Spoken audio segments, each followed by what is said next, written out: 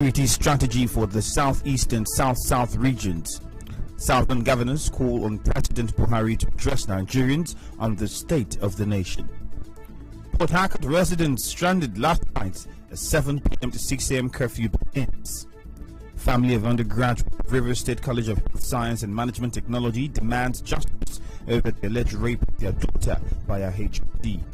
On the foreign scene, Israel declares emergency in city as unrest continues to spread. I am Ifeemi Andrew.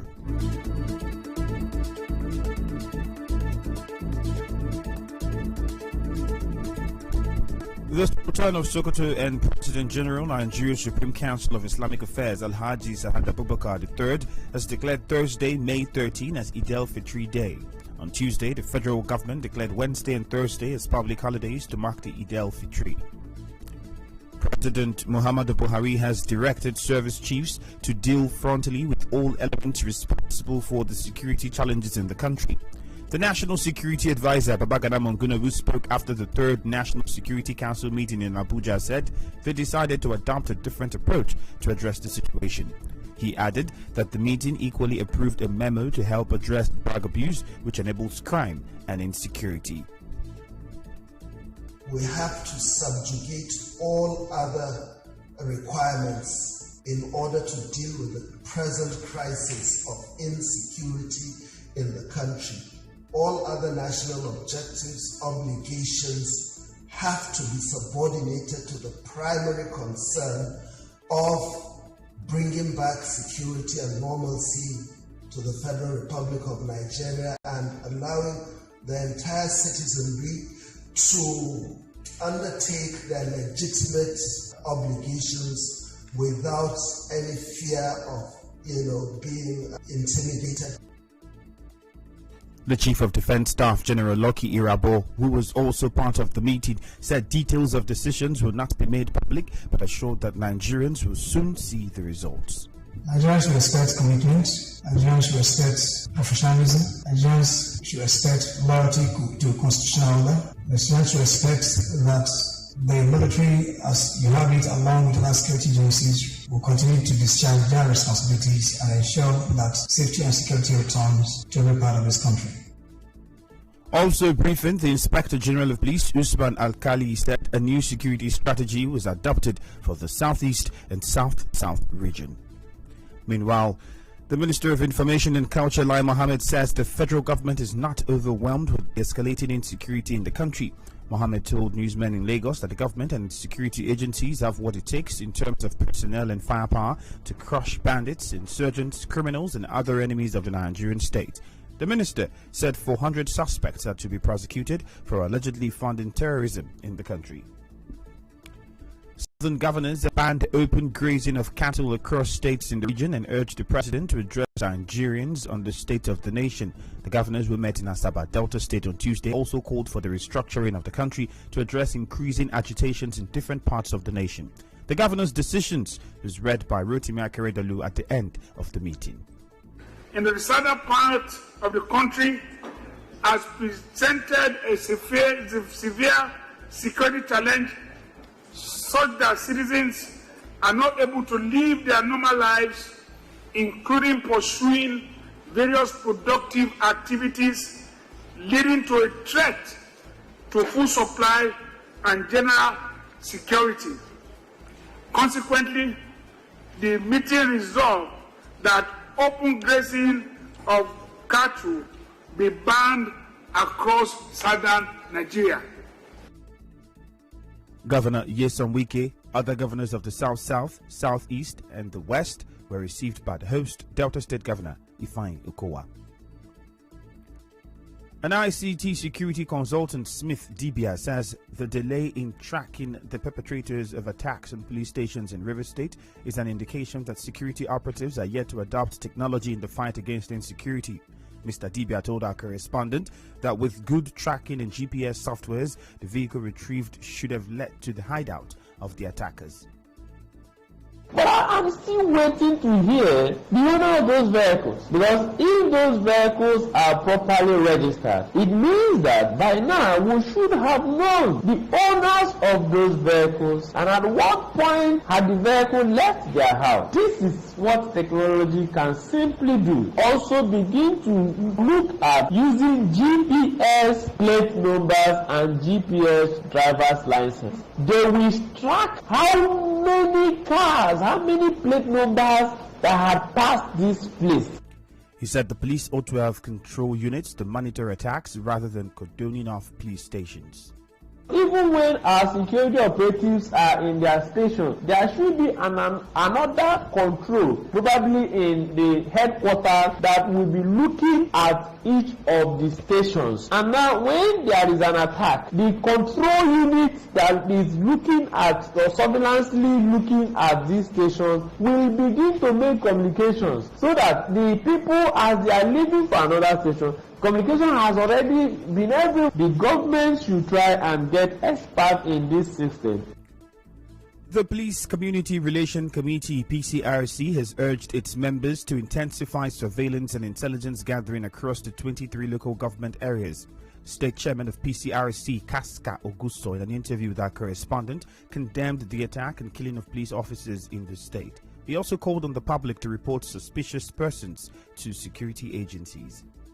We sympathize with the situation, and then we feel so sad that those who are supposed to protect us, what we are doing is on intelligence and information collaboration. We give vital information to security agencies on how to protect the civil population and all of us, even including security agencies.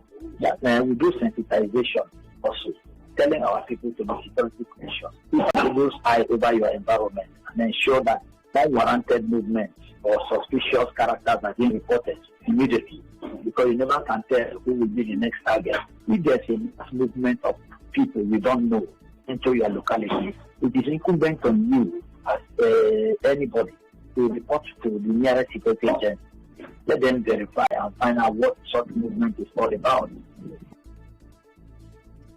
Mr. Augusto also said that the PCRC will continue to provide officer logistics assistance to the security agencies to carry out their operation. We don't carry arms. The collaboration we do with the security agents, especially the police, is to offer assistance in terms of logistics and other necessary requirements as it is suitable to us.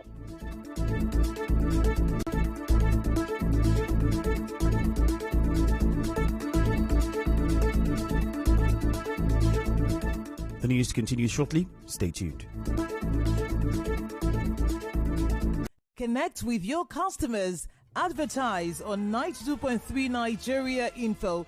Visit our downtown office at Shop 9, Mediatrix of All Graces Plaza, opposite FIRS, Stadium Road, Port Harcourt, and book your commercials. Call 0817 001 8162. That is 0817 001 8162. And let us connect you to your customers. Connect with your customers. Advertise on 92.3 Nigeria Info. Visit our downtown office at Shop 9, Mediatrix of All Graces Plaza, opposite FIRS, Stadium Road, Port Harcourt, and book your commercials. Call 0817 001 8162. That is 0817 001 8162. And let us connect you to your customers. Connect with your customers. Advertise on 92.3 Nigeria Info. Visit our downtown office at Shop 9, Mediatrix of All Graces Plaza, opposite FIRS, Stadium Road, Port Harcourt, and book your commercials.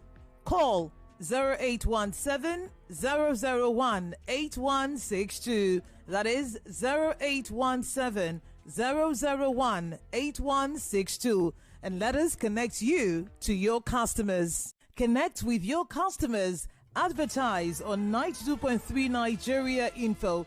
Visit our downtown office at Shop 9, Mediatrix of All Graces Plaza, opposite FIRS, Stadium Road, Port Harcourt, and book your commercials. Call 081. The news on 92.3 Nigeria Info.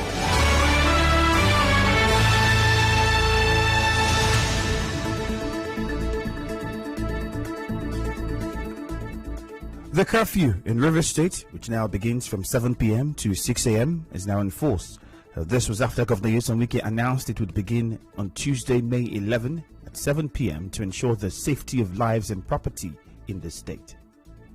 As a further step towards enhancing our collective safety, we have reviewed the existing nighttime curfew across the 23 local government areas, which will now start from 7 p.m. and end at 6 a.m. until further notice from tomorrow, 11th of May 2021. The security agencies are hereby directed to note the new curfew time, ensure strict compliance, and effectively deal with any person or group that violates or attempts to violate this order. However, blockades at roads where police stations are located, areas cordoned off to motorists due to construction work, left many stranded last night. While some did not get home till about 9 p.m., others had to pass the night with friends to avoid being arrested by security operatives enforcing the curfew. The Ada George stretch, Mile 1, the Chobat to Rumusi axis of the East-West Road, amongst many other areas, was completely blocked yesterday.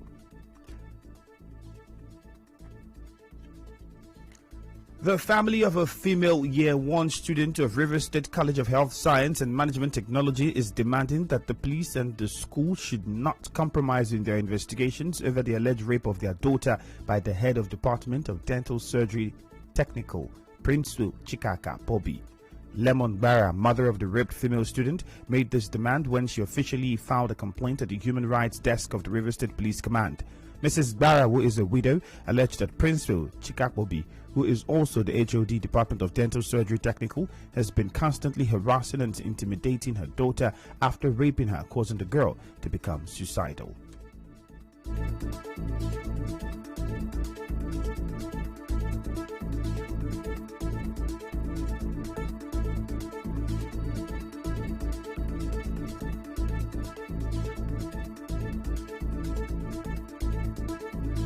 In the meantime, a lawyer with Center for Basic Rights Protection and Accountability Campaign, Ike Alexander, has called on the provost of the college to cooperate with the police in the state to ensure the HOD submit himself to the police for investigation.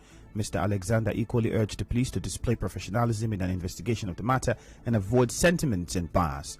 Our correspondent reports that the head of Department Dental Surgery Technician Prinsu Chikakobi, when contacted, promised to send in his own defense.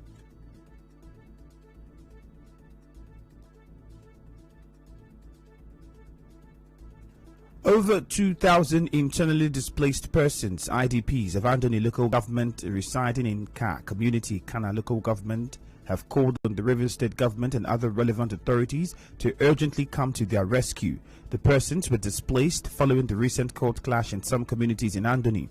The IDPs who are taking refuge in recently opened camp complained that over 70% of them lack shelter. They appealed to the government to return peace to the troubled Andoni communities to enable them return to their homes. The Amayanabo of Ifoko, LM Ifoko, an Asaritori local government area, Daye Gogo Bereyi, is accusing some top government officials of interfering in Ifoko internal affairs. The Amayanabo, in a document made available to Nigeria Info, accused Tammy Danagogo and Alabo George Kelly of interfering with the list of Ifoko committee members with the DA 3 cluster board and the proposed multi-billion-dollar project, which will be cited in Ilem Ifoko. He said one Stephen Emmanuel, a prodigy of Tammy Danagogo, has been installed by the two government officials as a substantive Amayanabo. He also accused them of trying to control the gas project and influence the Commissioner of Community and Chieftaincy Affairs, Sam Sonny Ejeku, to reject the authentic list sent by Daye Gogo Bereyi, Amayanabo of Ifoko, LM Ifoko, but rather accept the one sent in by the said Stephen. He therefore called on the state government to intervene to prevent a breakdown of law and order in Ilem Ifoko and environs. When contacted, Dr. Tammy Danagogo said he is not from the area and doesn't know what is happening there. Alabo George Kelly declined commenting on the matter. In business, U.S. motorists have been urged not to hoard fuel as supplies tighten due to a major pipeline remaining shut after a cyber attack. On Tuesday, some petrol stations began running dry and prices rose. The American Automobile Association said the average price for petrol was the highest on Tuesday since November 2014 at $2.98 per gallon. North Carolina, Virginia, and Florida have declared a state of emergency.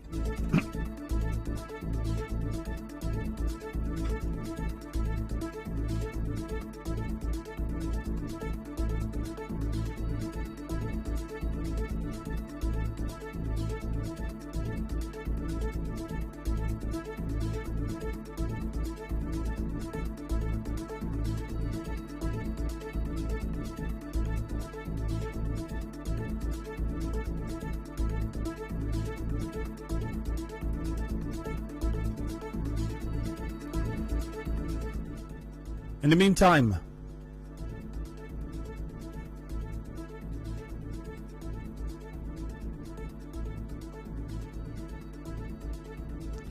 a lawyer with Center for Basic Rights Protection and Accountability Campaign, Ike Alexander, has called on Provost of the River State College of Health Science and Management Technology to cooperate with the police in the state to ensure that the HOD submits himself to the police for investigation. Mr. Alexander equally urged the police to display professionalism in an investigation of the matter and avoid sentiment and bias. We are here today on a matter that has to do with a male lecturer against a female student. The nature of the matter is sexual harassment. There is an alleged crime and the matter has been reported to the police. We are calling on the provost of that college to work hand in hand with the police. Since the alleged crime happened in the university community, it is the duty of the provost to work hand in hand with the police. We are also calling on the police to carry out their duty professionally, to investigate the matter properly without bias, without sentiment. If at the end of the day he is found wanting, then the law will take its due course. We are for justice and we stand for what is just.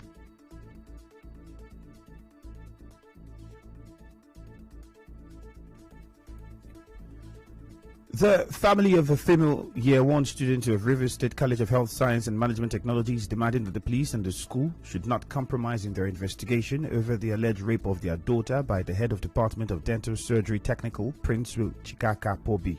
Lemon Barra, mother of the raped female student, made this demand when she officially filed a complaint at the Human Rights Desk of the River State Police Command.